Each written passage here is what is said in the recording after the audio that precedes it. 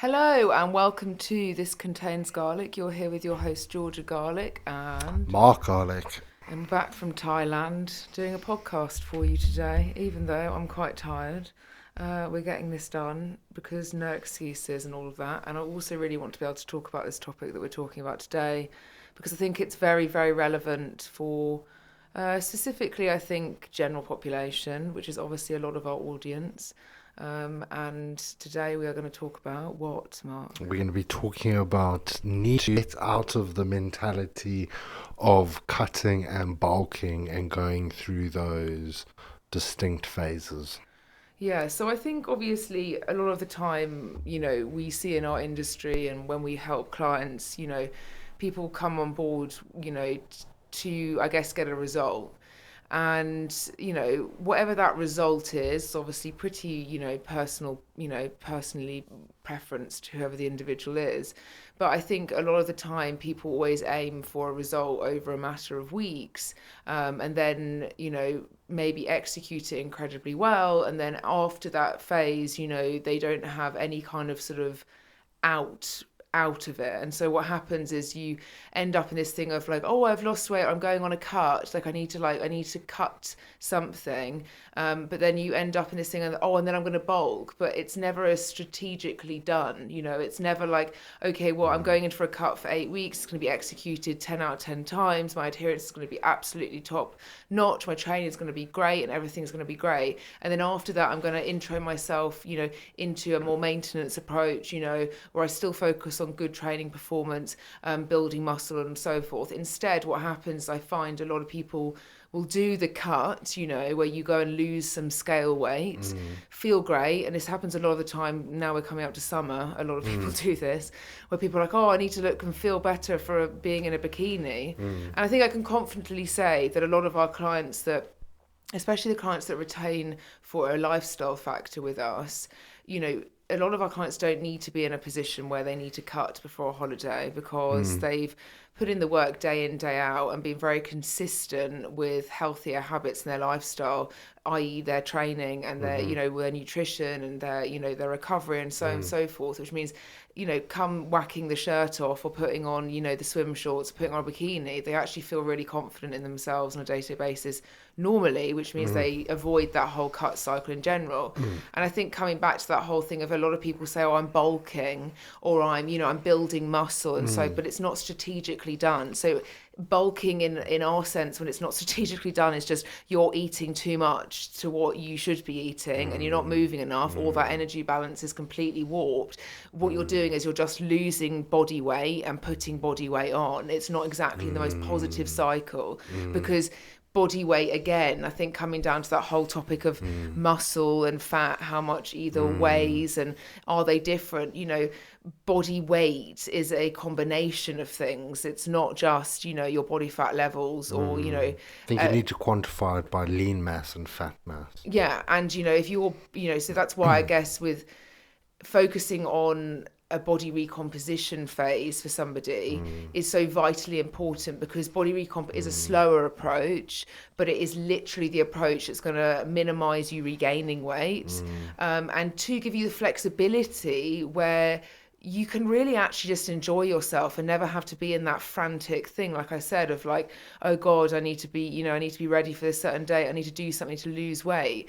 Because a lot of the time people think, if we go back to like muscle weight, a lot of time when you start training somebody and maybe they're not adherent to their nutrition, you do get that conversation happen where it's like, well, I hope, what I've gained on the scale is like muscle. And it's like, well, I wish it was that easy, but it's unfortunately not that, it's because you're actually gaining body weight.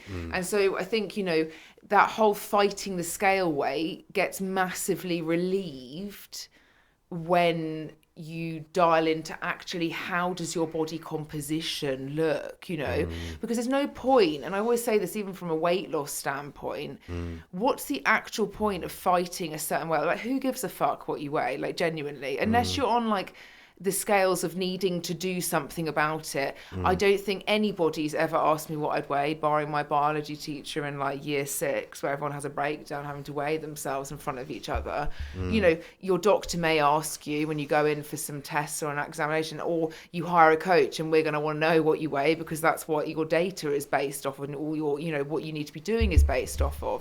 But your average day person, unfortunately, but also fortunately, and I think you can always remind yourself, judges a book's cover.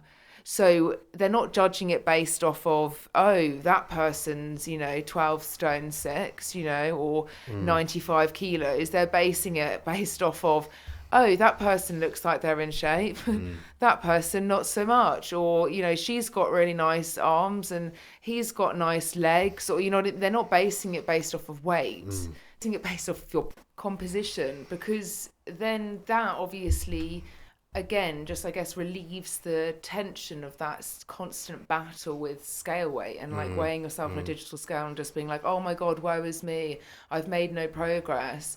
When I always can comfortably say that at some point, I've said this again on a podcast, at some point I'll show physically what it looks like, but you can look vastly different at exactly the same scale weight. And it all comes down to that balance between, you know, your lean muscle and your body fat But, levels. people in the general population can't sacrifice any muscle mass whatsoever. So Yeah. so going into a cut is you're always going to sacrifice muscle mass, and you're always going to see a dip in your training performance, and your energy levels and your hunger levels are naturally going to increase. And the reality is the juice is not worth the squeeze for the vast majority of people. So focusing on that more long-term approach, that more lifestyle orientation, where your main driving factor is to increase your muscle mass whilst keeping your scale weight relatively the same, again takes the pressure off.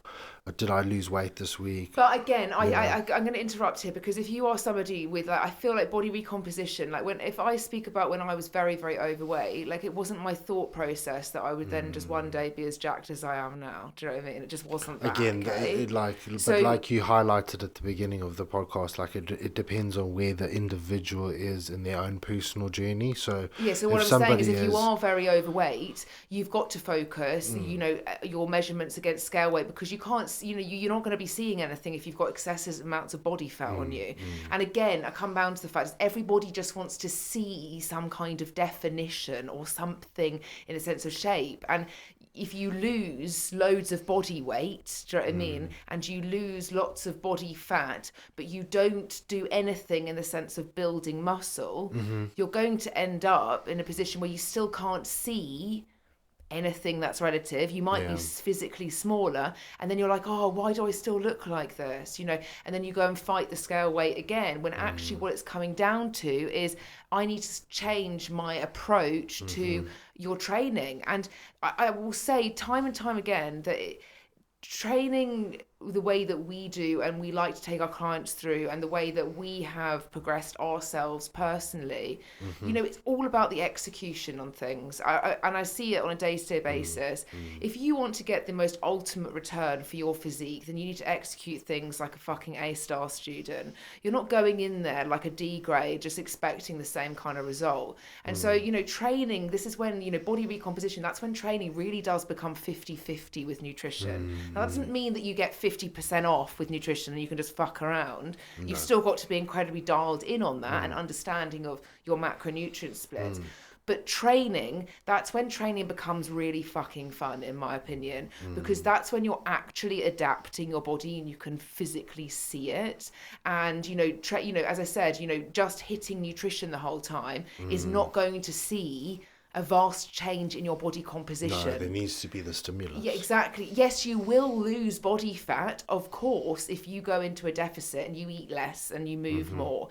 But you're not necessarily going to, as I always say, like, see that, you know, muscle. You're not going to see, No. oh, I feel like I'm, you know, tighter. Unless or I'm you've more... got loads of muscle mass going into it already. Yeah, and so people ask me a lot of the time when I went through a very large weight loss journey, like, let's say like we're a decade on, you know, currently now, and throughout that journey, it's never always, you know, the same goal. You know, my goal's now very different to what it was at the start.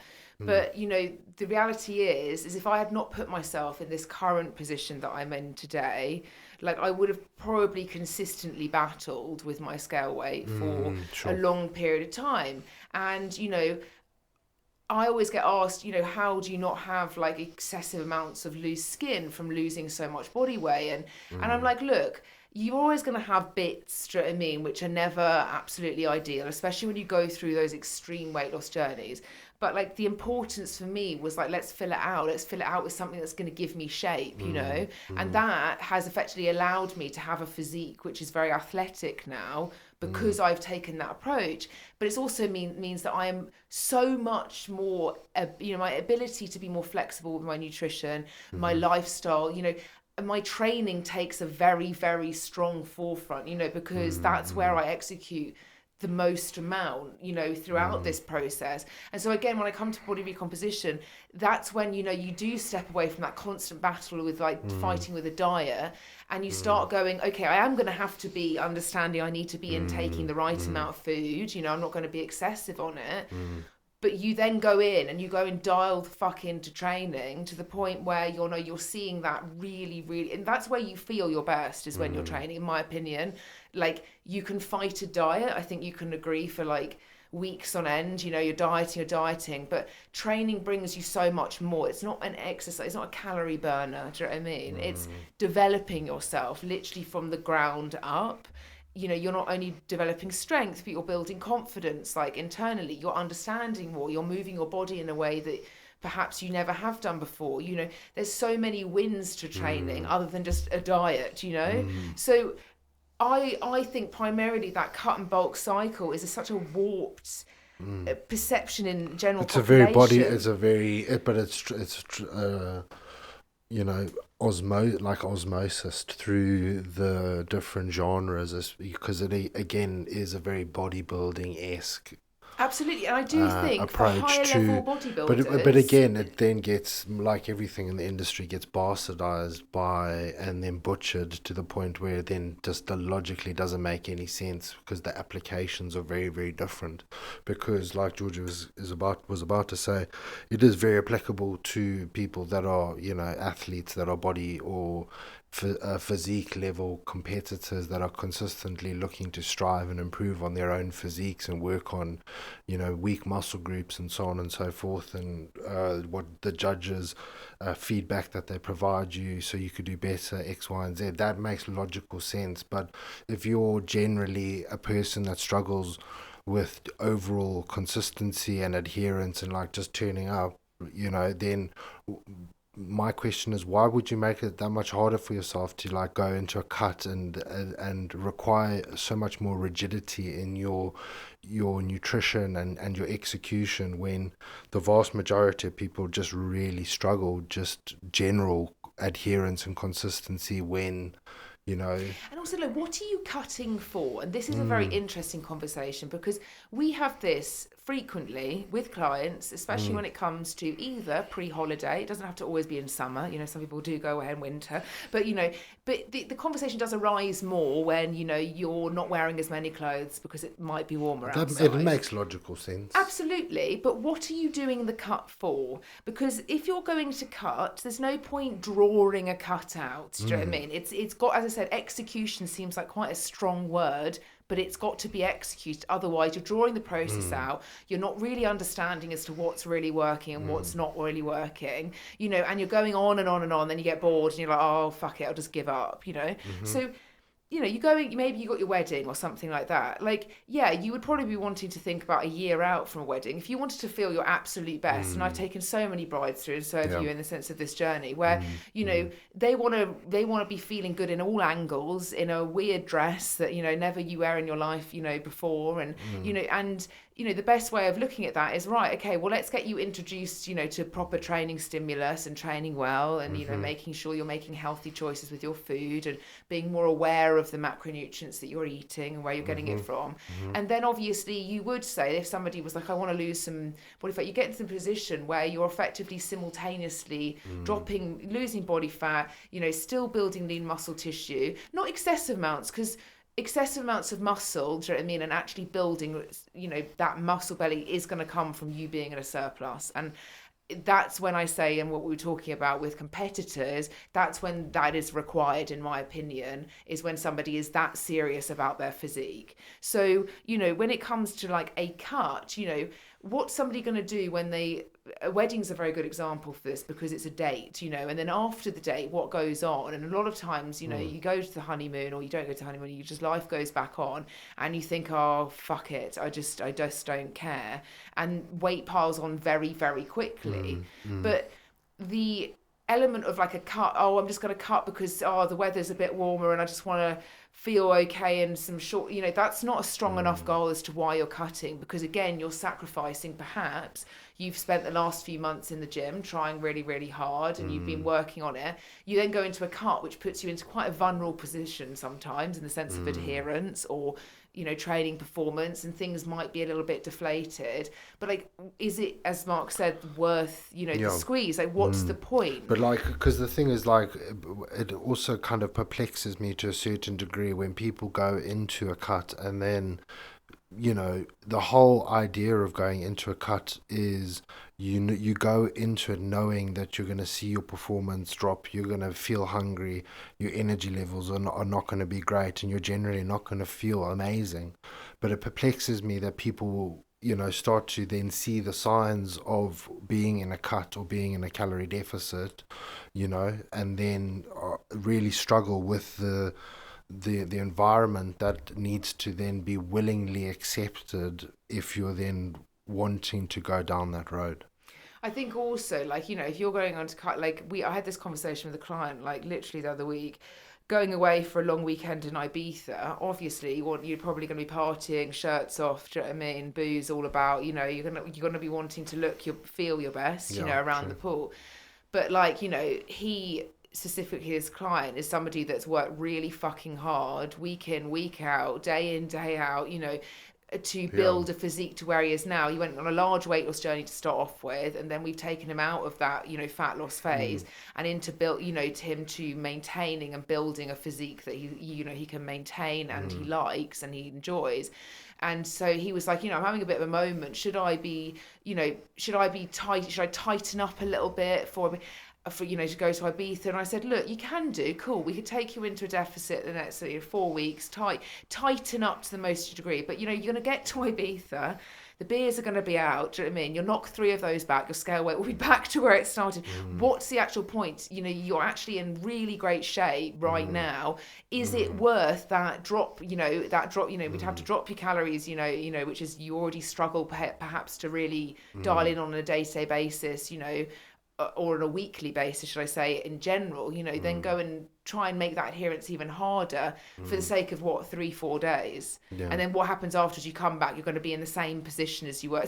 So is it really worth it? Probably not. And obviously he agreed, no, actually it's absolutely not worth it. Like, I'm in great shape, I feel the best I ever have, it's not something that's worth going for. But I just don't like the cycle of cuts, we've had to then talk how many clients off the ledge of, going down a stereotypical cut for no particular reason, it's like, why would you go into a cut? If we look at it quantifiably, your training has continued to scale week on week, with you posting better and better metrics with regards to your training output. Your sleep's good, you're able to hit your step target, your calories have been adhered to, your protein's been adhered to. Like, why do you feel the need to then put yourself into an environment that, yes, you'll lose a bit of body fat, but then why would you sacrifice the lean muscle mass? Why would you sacrifice the performance and just the overall enjoyment of the process? For you, because I think most of the time, when you haven't been very adherent with yourself, you're always going to be finding the next best answer to being like, okay. I appreciate that, and I find that a lot when people haven't been when people have not been tidied up with their nutrition. I'm ready for a cut. They're like, I'm a bit fluffy. What are you talking about? Like, you feel a bit fluffy because you haven't been that adherent, then you're like, right, I'm going to cut. When actually, if Yeah. you just tidied up back to the calories you're meant to be eating in the Yeah, first and that's place, the thing is you would like, see the same. you haven't been adherent because you've struggled with adherence. So the most logical thing to do is then aim for an even harder target to hit. Like, where is the logic in that? It doesn't, like what, like Georgia said. Why don't you then focus on just going back to the first target that you've been struggling to hit regardless, before then making it a lot harder. Do you know what I mean? It's like kicking a ball at a Yeah, goal and then struggling to get the ball in the goal, and then you're like, okay, well, the next logical thing is to make the goal even smaller. And it's like, no, practice first, get the ball in the goal consistently, and then we can start to scale if that ever needs to be the point. but I also think that like most of the time you really don't have to adjust calories No. with like most people, because the reality is that we're always going to give, people that, again, making it hard for themselves, if you're somebody that's very overweight, and you go and get a relative calorie target to being that current weight you are, so perhaps you are incredibly overweight, which means you are going to be having quite a healthy calorie amount on a day-to-day Sure. basis is your target. That could be thousands to some people. We've got clients on large weight loss journeys, who are comfortably eating 4,000 or 5,000 calories a day due to their current body weight. Hmm. But what is the point of thinking that, oh, okay, I'll just eat 1,500 calories and I'll just like really, really fucking struggle emotionally, physically, the whole process, for a matter of a couple of weeks, when actually if I just stuck to that high calorie number, given myself the food that I know I emotionally want at that time, because it's going to take me some time to unravel that, then you're actually on the track to still seeing amazing progress. Like, I always say, when people struggle with adherence and it's a matter of week in, week out, week in, week out, they just can't seem to adhere to it consistently. And I think consistency, we had this conversation the other day, like, again, another word that's getting a bit warped in our industry, because I don't think consistency is everything. Because I was saying to Mark, like, if you're consistently shit at something, then obviously you're not consistently, Yeah. something needs to consistently change. Yeah. You can't keep on saying that, oh, but I've been consistent, it's fine. Yeah. Because if you're consistently at 40% and Mm. expecting the returns Mm. of an A grade Mm. student, you know what I mean, at Mm. 90%, then, that's going to create a very warped, Exactly. Somebody wanting to lose weight, tracking their calories 2 to 3 times a week, but expecting to see large progress. It's again, but I track my calories consistently. Yes, but you're still consistently doing a shit job. Yeah. And it's sometimes really brutal because, like, this, of course, like, personally speaking, like, sometimes you can absolutely lie to yourself and you can just not put the effort in. And sometimes, you do get that whim of motivation, and you're like, oh, well, I'm going to, I've got this, I'm going to do this. But I think a lot of the time people, that whole thing of like, oh, it's fine, I can remember everything I've eaten and I can remember everything I've done. And it's like, no, you fucking can't. Like, most people cannot. Like, Mm. I wish, like, even sometimes we can catch ourselves out with it, where it's just like, Mark's like, I haven't eaten anything today, and I'm like, do you not remember when you had like The whole of 2 meals. yeah, like literally 2 meals? So, oh yeah, shit, I did, didn't I? So unless you keep track of things, a lot of times when clients have moments, throughout journeys where they're like, oh, I haven't seen progress, or frantic, I'm frantic about this, or I need to do this. It's like, you're just making your life more frantic, and more ADHD Mm. orientated if you don't just keep track of something. So then you could at least look back and go, well, at least I've done that, I've ticked that, then Mm. I've at least Mm. got an answer for Mm. it. Mm. But the more, again, coming back to cut and bulk cycles where they're not strategically done, you got no fucking idea. That's not a cut and a bulk cycle. Yeah, That's that's just hoping for the yeah, best. you're just swimming. You're just trying to swim somewhere upstream. So, Against the current. like, the bulk thing stresses me out a lot, because I just don't think a lot of people should be bulking unless you are a very petite individual Yeah, and you struggle to put on but weight. the asterisk that goes, next to the terminology bulk, let's look at it from the original standpoint of where it originated from.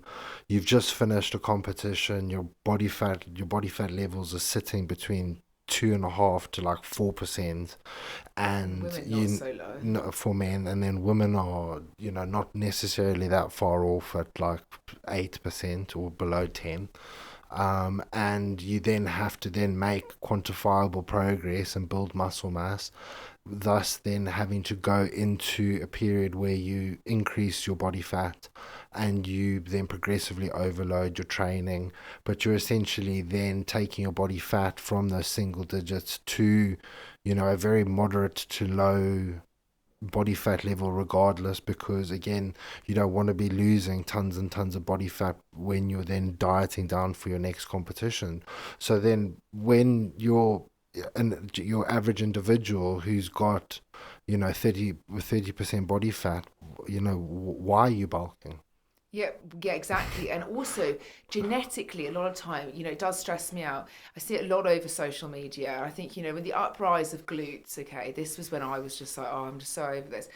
A glute muscle to build, you know what I mean? It's actually quite petite, a glute. When you see a very muscular and very lean glute, it is very up, do you know what I mean? And it's pretty petite in the sense of what it looks like.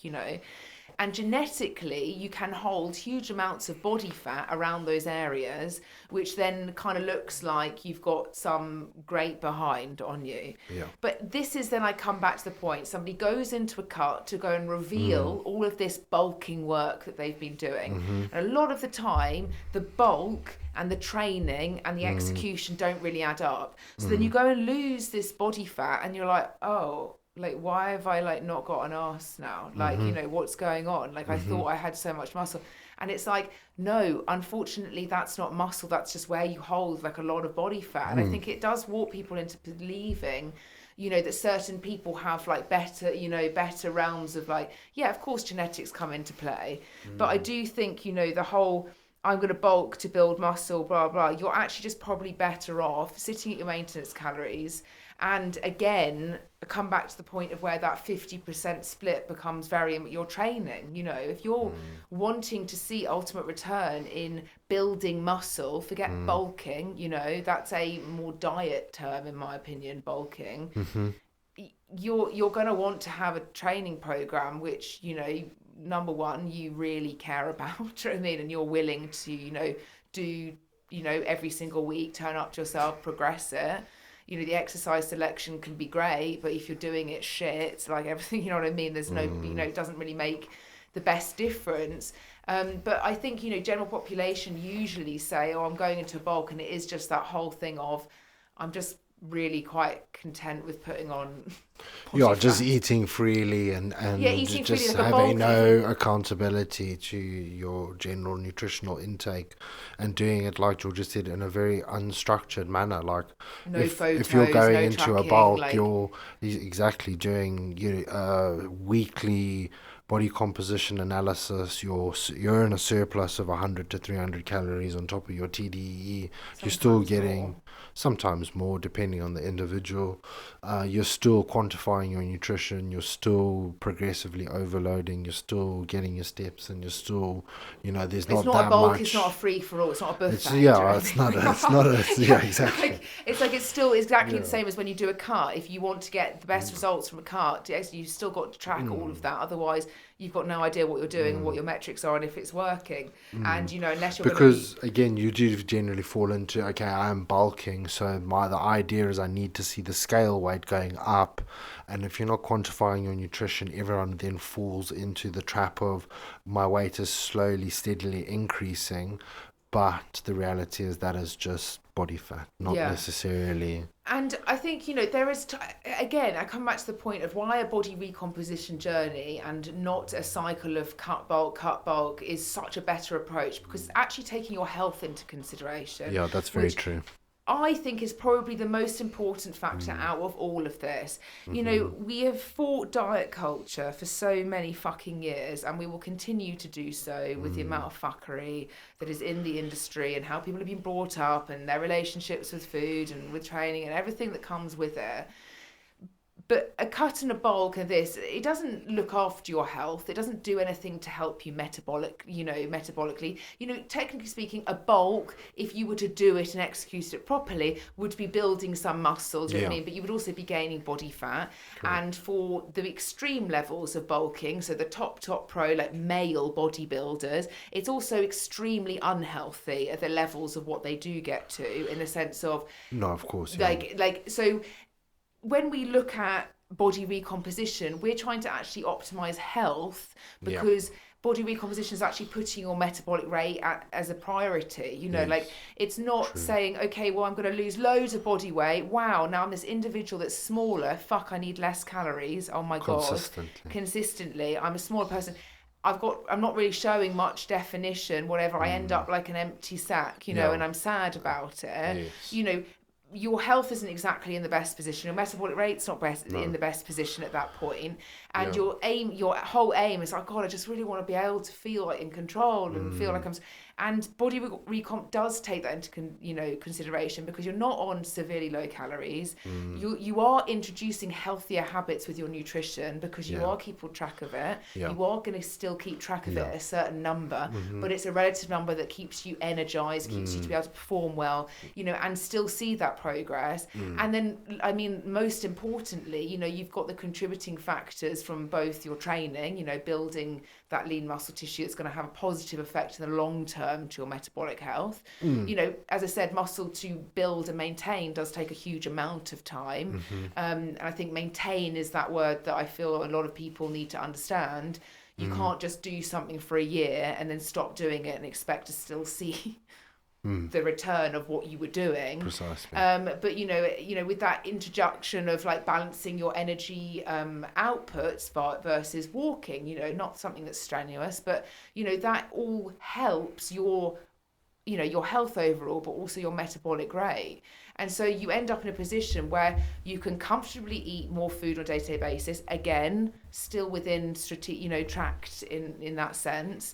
You're strong, you've got muscle mass, your health is optimized, your joint mobility is great, and it all works in such a fab way where you've actually developed a lifestyle which you can live, and the routine that you can live really quite comfortably on a day-to-day basis. And that's why I think that, okay, I come back to the point, morbidly obese Georgia was not No. thinking about this at the start of a journey, No. and had to lose a relative amount of body weight to be in this position Sure. where I am.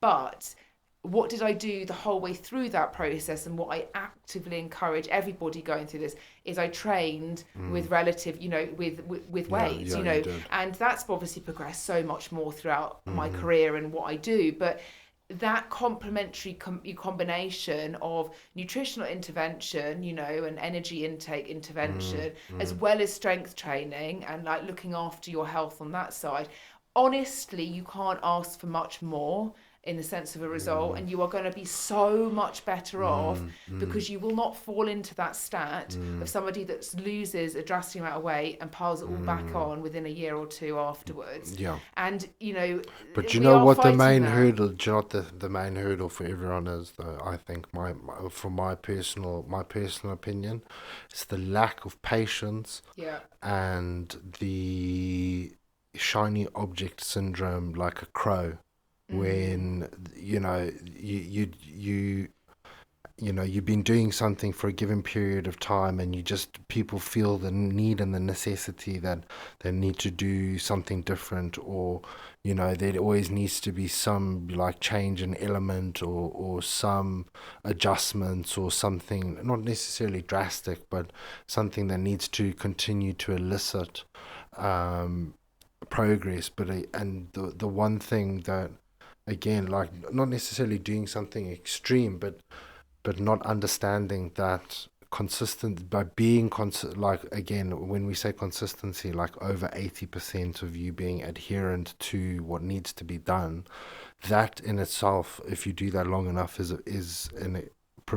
produces an extreme result. Yeah, but I do think that like the shiny object syndrome and stuff like that, it's that natural cycle of, like I said, you can't expect to do something for a year, apply yourself like 10 out of 10 times, and then stop doing it and expect something like great again. Like, it's not Mm. going to happen. It's going to go backwards, and that's just the nature of life. And I think that whole, like, oh, I should add something, I should do something, that level of impatience. Like, we're not in a position, like, I can literally tell you this from both professional, personal opinions on both on this. We are not in a position as a nation of people to be impatient, like, in any way, shape, or fucking form when it comes to our health and also how much we weigh. Like, right now, like we bang on about, the UK is literally on the fucking ground in the sense of like our health overall as a population.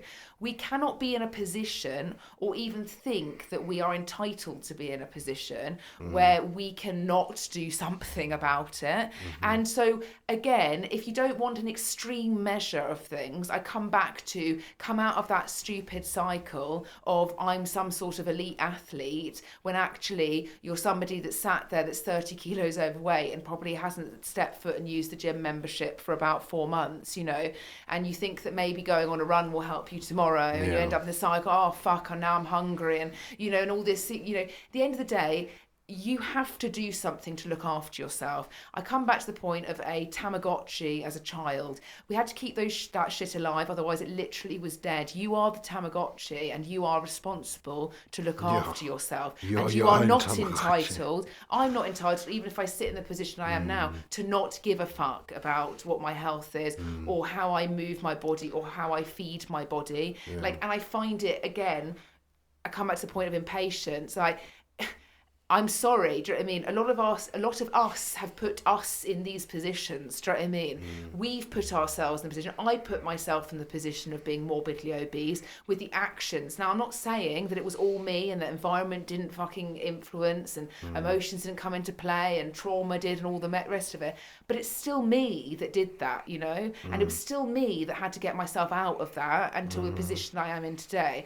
But don't think that I can sit in the position I am in today. And yeah, I'm in a vastly different space, and sometimes, like I say to Mark, I don't even really understand how I even got here, because I just live so much forward than I do backwards, that I'm sometimes like, wow, okay, fuck, like I literally have achieved this, but I'm still not in the position to not give a fuck, and I just think that whole level of impatience, I'll do something, I'll do this, I'll stop, oh, I think I've got this, right?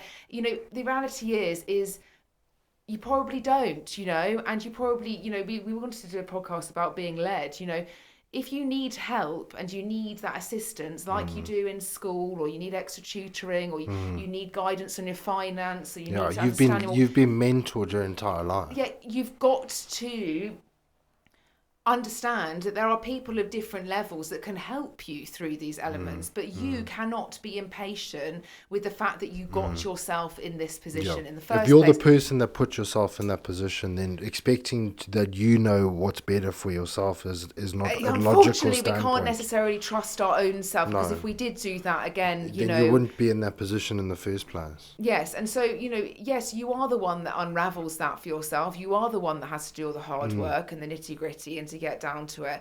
But again, if you don't want that extreme approach, then say to yourself, okay, what I am going to do is I'm going to create something which I can see literally through till I'm 70, 80 years old. And I can comfortably say the life that I live now, I would be able to do that. Yeah. Now, okay, relative to things change and, things, I comfortably know the lifestyle that I live right now, I will be able to maintain for the rest of my life. And so, I come back to that reason of why you are going on a cut, for, a couple of weeks holiday, and then you're going to come back and pile it on and some, because you've gone into the all-inclusive and railed everything, that's the quite reality, literally. so Literally. what's the point of what you're doing, and do you want your health to be in a better position? Yeah, and just think long term about how you would feel knowing that you've gone through this extensive cut, got to a historically low Yes. body weight, go on holiday, and then absolutely go off rails, coming back X amount heavier, and then having to deal with like picking up the pieces of almost starting from Do you know what I scratch, because you mean? literally go from and that extreme, when you go into more extreme dieting cuts, the reality is that that rebound can be pretty significant, afterwards, because your body's waiting to claw back something. To be fair, like, we need to give credit where credit's due. Like, the vast majority of our clients, when they go on holiday, We don't see dramatic changes historically in their overall scale weight, and the vast majority of people enjoy themselves within the realms of moderation, Yeah, and but are I'll be always honest, you know, very we give people a choice. Like, if people will say to us, I'm going away, you know, I'm thinking about, I'm staying here or whatever, or I'm going away with a group of friends, or it could be I'm going away with family, whatever.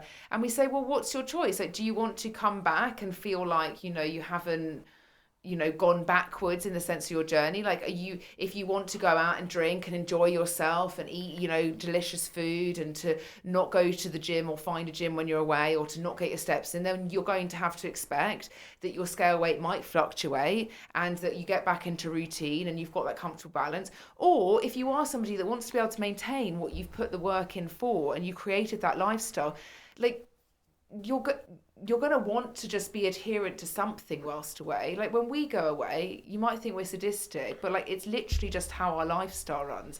We'll always have a hotel with a gym. If the hotel doesn't have a gym, we're always going to be in a like somewhere in a surrounding, you know, facility to be able to find a gym.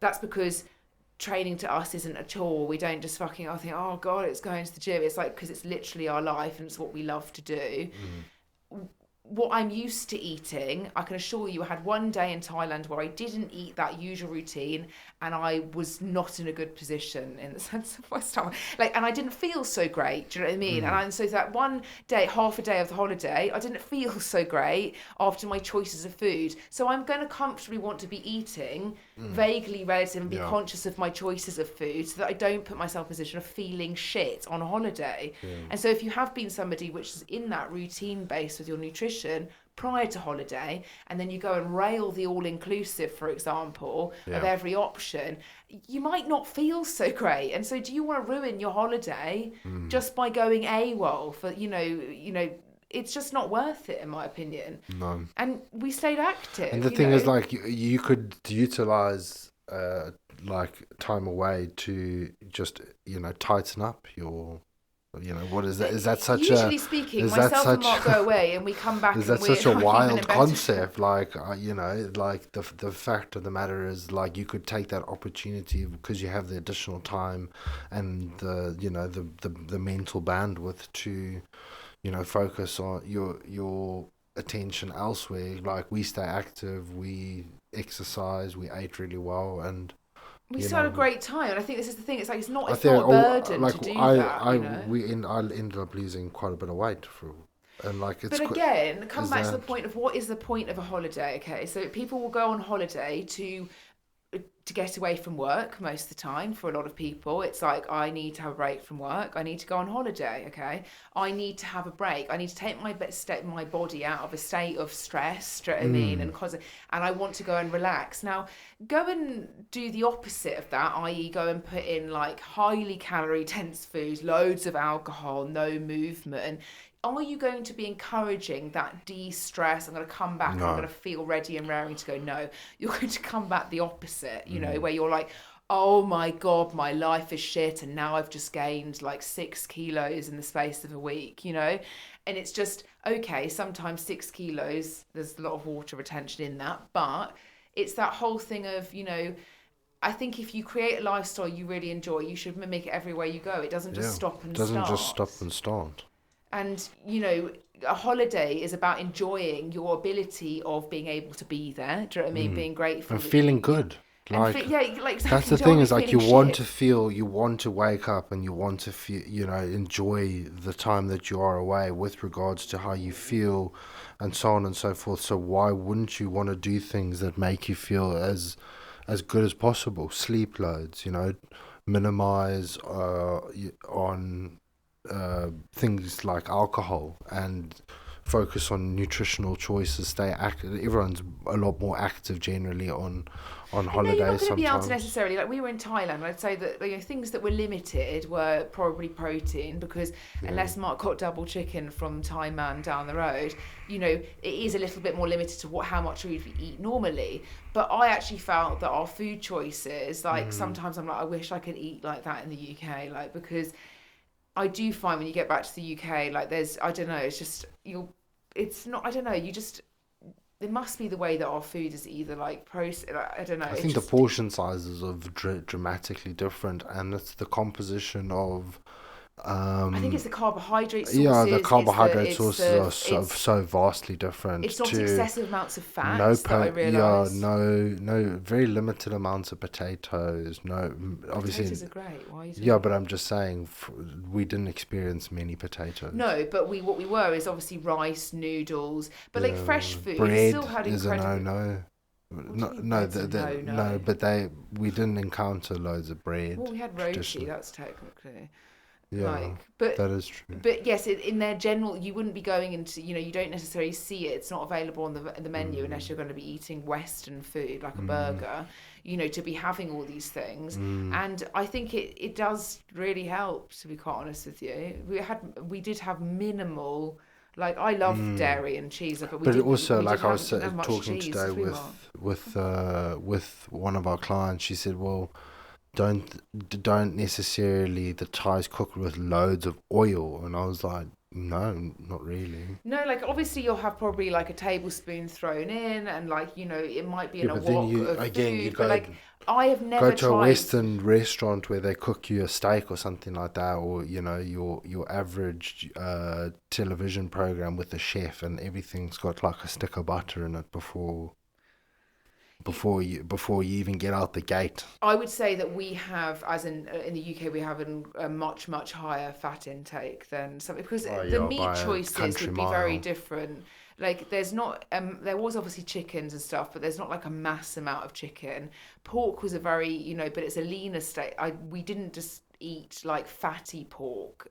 There was only one day where you had like a pork belly thing where it was like fatty pork. The rest it was like kind of lean pork Yeah, loin. yeah. And so and again, like I find that we obviously did cooking courses, that it was just very freshly prepared, all of what we ate. Yeah, Like you're really like leaning on the spices and the flavor, the sweet, the salty, the chili. You're leaning on those preferences depending on your own personal preference, and not so much on butter, oil, yeah, and like like things that more. we use traditionally, like creams and stuff like that, to add flavor and depth to meals. That again has a very, very large impact on your overall calorie intake.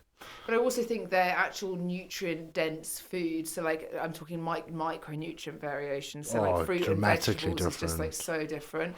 Like Dramatically I different. love the vegetables in the UK if they're like not fucking on offer in Tesco's, which is like The literally like a thing is, mouldy carrot in a plastic bag. but if But you like had, but if you were to only be allowed to eat the fruit and veg locally produced in the UK, do you know what I mean? You'd be eating potatoes 12 months of the maybe year. that's better. Maybe we Yeah, shouldn't have as but much. then because Well, you're no, you'd get getting, berries. Like you, you'd have yeah, you would. I'm obviously being very and ignorant. apples, and absolutely you could farm. We just obviously can't farm enough But and when it's exotic obviously fruits. shipped all the way from, the arse end of the earth, then the food quality is always going to be a little bit um, I know, but I just think in general disproportionate. terms, I think when you go on holiday though, like you're naturally out of your state. Like you don't really eat like chockies, do you know what I mean, in Thailand?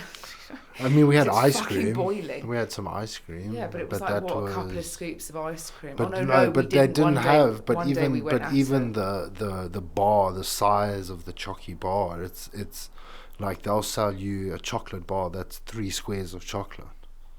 Do you know what I mean? Not like a massive slab, a big old slab that you get at Cadbury's, or the even larger slabs, or like the airport sized Toblerones and stuff like Yeah, that but they're that you can great, get Mark. anywhere. No, I appreciate that, but Don't when act you go smug. You would to literally see one of those. no, or a couple, but when you go to like your traditional corner store in an Asian Yeah, but country, they're Mark, not because chocolate is, necessarily. like we've had this discussion, Yeah, there would be nothing worse than trying to have like a patisserie in a country like Thailand, because the yeah, they temperature, struggled. like we were saying, like They you wouldn't be like struggled. tempering chocolate, or like trying to get the temperature of like a croissant would never be great in Thailand, because Yeah. you have to have the temperature of the butter correct and all the rest of it. And go and put yourself in the temperature that with 39 degrees and humid, you can't do that. So, and also So is it very appealing to be eating some sort of milky choc, do you know what I mean, in that weather? No. You want to be eating something that's cool, Yeah, fresh, I get it. you know,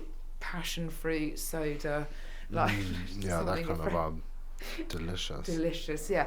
And so obviously ice cream would be that, but I still think that heavy amounts of creams in those kind of weathers is not great for the old digestion. No, definitely That's not. fucking Imodium is needed. Like, it's not, it doesn't process the same. It's Like, done. no, I've never seen Mark sweat so much than I did in Thailand. I've never sweat so much in my life. Oh my god, I it was don't honestly, think. it was like Mark was in some sort of detox retreat. I was. I've not even sweat that much in a sauna. It was just like you just walk outside and you just Because turn at least around if you're and in a Mark would sauna, just you've be got wet. like your underpants on, or you got a towel on. Do you know what I mean? Like, you haven't got a t-shirt, shorts, shoes on.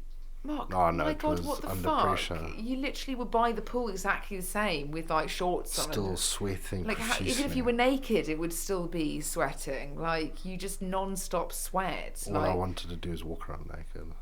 What you would have got like chafe in between your legs. I that had would- the worst chafe in between my legs. Like You know red what? If you raw. build your quads, you're always fucked. If Red you want, raw. don't Oh want my chafe. god! I don't even like the hair in between the legs is bald patches Why is now. it to Mark? You're walking like you need a hip replacement. Oh my God, He like was like, the Donald chafe Duck. is so bad, Georgia. Can you just shut up? Yeah, like Like, I was like, do you want a blister plaster between there? Put some Compeed. you need like talcum powder or like not talcum Oh, but powder. even that, like baby powder or something like that. baby pad, yeah. But then you just sweat it off in like 13 seconds. Yeah, oh god, like the sun cream, it's just like there's no point, it just came straight off. But we have got really good tans, which is great. This is the only reason you go on holiday, to be quite honest with you, is to come back looking like you've been on holiday. Otherwise, there's no point, in my opinion. Feeling tanned is like the best feeling ever. Precisely. But yeah, no, let's wrap it up. Wrap it up. Wrap it up. I think we've got somebody to come and do a gas safety certificate. It's about to knock on the door at Wonderful. some point. So we will wrap it up and we will speak to you soon. Hopefully you found that interesting. Any questions or feedback, always feel free to message us. And yeah, we will speak to you soon. Bye. Goodbye.